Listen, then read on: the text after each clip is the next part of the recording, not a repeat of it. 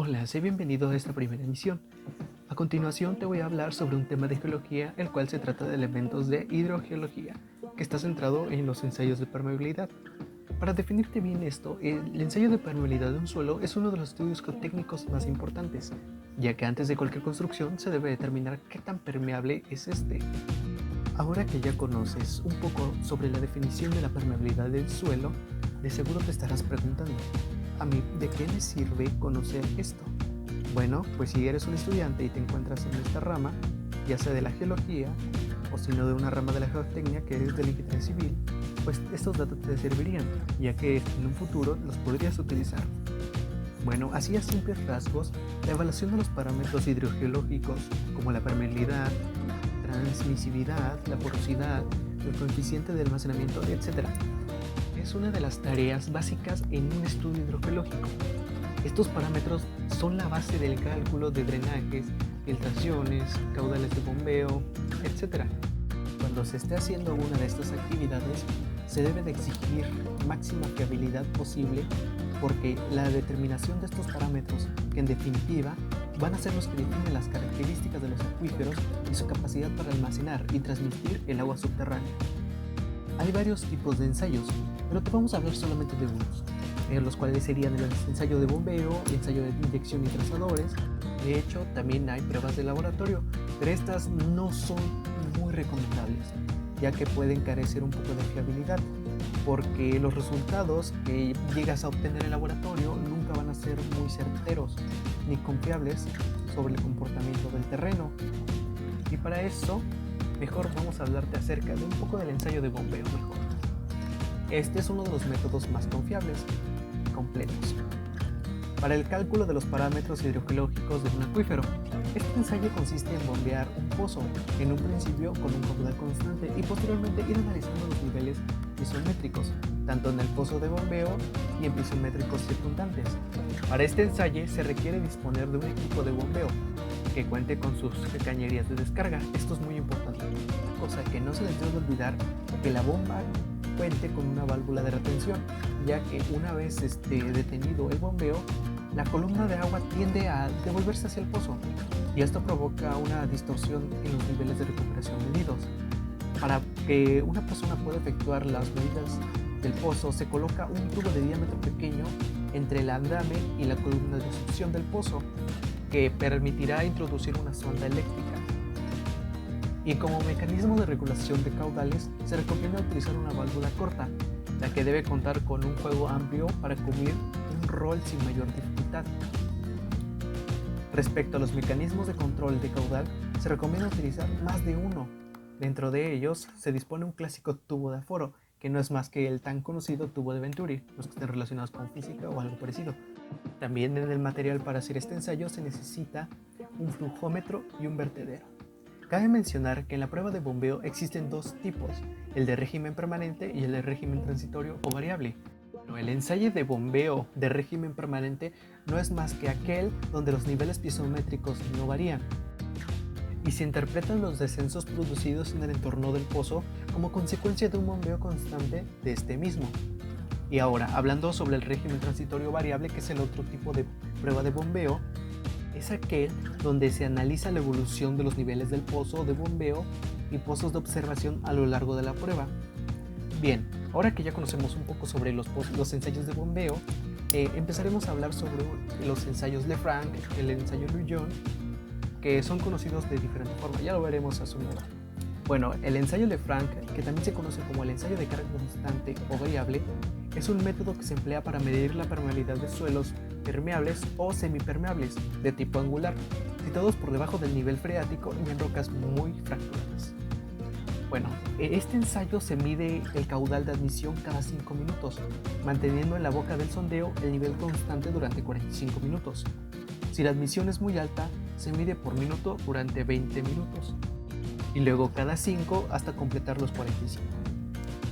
Y antes de medir los tiempos y caudales, primero se requiere hacer un sondeo y que este se llene de agua, controlando a su vez que el aire sea expulsado y luego que se estabilice el nivel y la velocidad de descenso, lo cual indica que ya se ha logrado el régimen permanente.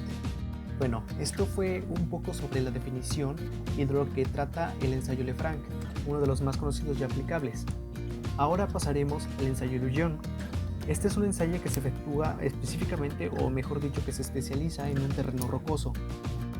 Bueno, en este tipo de macizos rocosos, la permeabilidad representa una de las características de mayor variabilidad dentro de la misma formación rocosa. Es decir que por ello, al cuantificar la permeabilidad, lo que se obtiene es un orden de magnitud. Este ensayo se efectúa en el interior de sondeos.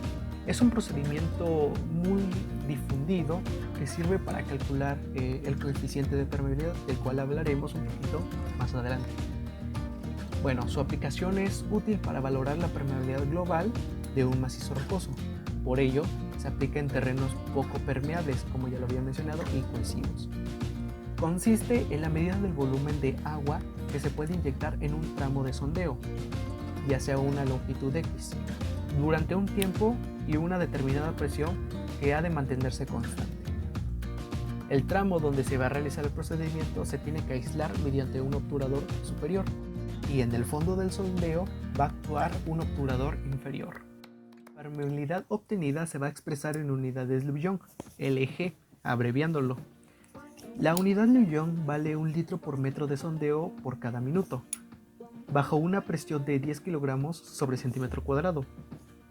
Bueno, ya que conocemos un poco sobre estos dos ensayos, te voy a hablar por último de un ensayo específico que se llama ensayo de trazadores. Este tipo de ensayo consiste básicamente en inyectar un trazador en un punto del acuífero y observar su llegada a otro punto del mismo acuífero. Esto se debe hacer midiendo lo más escrupulosamente posible el tiempo de tránsito entre uno y otro punto. Se puede obtener de este modo la velocidad del flujo en la dirección del punto de inyección al punto de recogida, y también se pueden llegar a conocer otros datos del acuífero, tales como los gradientes isopiesos, que pueden ayudar a estimar la permeabilidad e incluso la porosidad eficaz, según el tipo y método utilizado en la prueba. El uso de trazadores es una técnica particularmente especializada y al mismo tiempo bastante utilizada en trabajos de hidrología e ingeniería geológica. Es muy común usarlos para el aforo de ríos turbulentos y poco caudalosos. Lo mismo también lo pueden utilizar con frecuencia en el estudio de fugas y filtraciones. Bueno, ahora que ya conoces sobre los principales ensayos de permeabilidad, te darás cuenta de que no es muy complicado aprendérselos, ya que cada uno de estos tienen mucho en común. Y lo que tienen en común es que cada uno se trabaja bajo la tierra y es un estudio sobre la permeabilidad del agua, como ya se había mencionado. Bueno, esto no tiene una mayor complejidad, simplemente es conocer cómo se elabora cada uno de estos ensayos. Bueno, también hay que conocer sus ecuaciones, que pues no son tan complicadas. Una vez obteniendo los datos y sustituyendo, sería fácilmente obtener los resultados sobre cada ensayo que se va a realizar. Y como te darás cuenta, cada uno se especializa en cada parte del suelo, ¿no? Ya que pues, por ejemplo, el Lujan se especifica en terrenos rocosos, y obviamente cada uno de ellos, ahí sí, no es que sean complejos, pero se tienen que realizar escrupulosamente y con cuidado para que obtengas un resultado más fiable al momento de estudiar el suelo, ¿no? Ahora que pues ya conociste un poco sobre las definiciones de estos tres, ahora te hablaré un poco sobre cómo se podría determinar el coeficiente de permeabilidad. Bueno, pues la determinación del coeficiente existe en varios métodos, ya sean los ensayos de laboratorio, como lo había mencionado, los efectuados en el lugar, y los métodos empíricos, donde el valor de K es obtenido indirectamente a través de relaciones empíricas con otras propiedades de los suelos.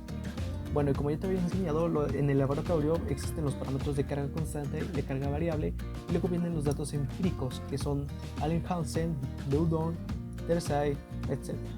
También existen las pruebas in situ, pero eso ya es tema aparte.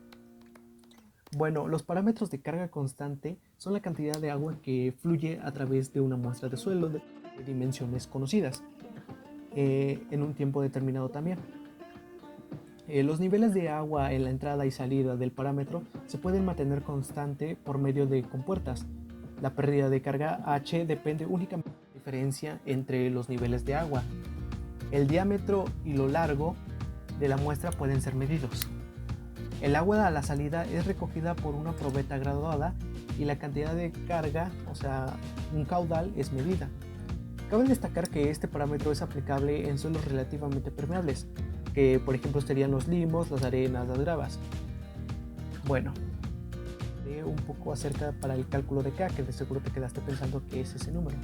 Bueno, este término se va a determinar primero por el caudal circulante una vez que el sistema se encuentre en régimen, que quiere decir que la cantidad de agua que ingresa es igual al que sale, medido en un cierto tiempo en el cual se llena un recipiente de volumen. Entonces la fórmula sería conocida como Q es igual a V sobre T, caudal es igual al volumen sobre el tiempo. Una vez obtenido el caudal y una función de las características del parámetro, se aplica la ley de Darcy, que es muy conocida y usada en hidráulica. Al final, si estamos sustituyendo las ecuaciones, nos va a quedar que K es igual a V por L sobre THA. En los ensayos de permeabilidad, las fuentes más importantes de error son la información de una pequeña capa de material fino en la superficie de la muestra, que actúa luego como filtro, y la existencia o formación de burbujas de aire dentro de la muestra del suelo. Ambos errores reducen la permeabilidad. El error originado por la formación de un filtro puede ser eliminado mediante la pérdida de carga entre dos puntos situados en el anterior de la muestra. Bueno, ahora te voy a hablar sobre una máquina en especial que se llama permeámetro de carga variable. Este dispositivo brinda mayor exactitud para suelos menos permeables, como son la arcilla y el limo. En este caso, la cantidad de agua escurrida es medida en forma indirecta, por medio de la observación de la relación entre la caída del nivel del agua en un tubo recto colocado sobre la muestra y el tiempo transcurrido. Longitud L, el área mayor y también el área menor del tubo son conocidos. Bueno, a grandes rasgos fui platicando un poco sobre todo este tipo de ensayos. Ya no te puedo seguir hablando más de esto porque sería meterme en otro tipo de temas, como ya serían los diferentes tipos de ensayos in situ que hay y para qué se usa cada uno de ellos, que pues, por ejemplo, son varios. Puede ser de resistencia, de deformabilidad, permeabilidad, etc. Tales serían como los de carga puntual, de placa, etc. Y bueno, eso sería todo de mi parte. Te agradezco tu atención, que te hayas tomado este tiempo para poder conocer un poco sobre lo que es el tema de elementos hidrogeológicos. Te puede parecer al principio un poco aburrido, pero verás que le vas a encontrar un gusto, ya que es algo teórico, que simplemente aprendiéndote unas palabras claves podrás memorizar esto sin ningún tipo de problema. Bueno, entonces, como ya lo había mencionado, sin más por el momento, me despido.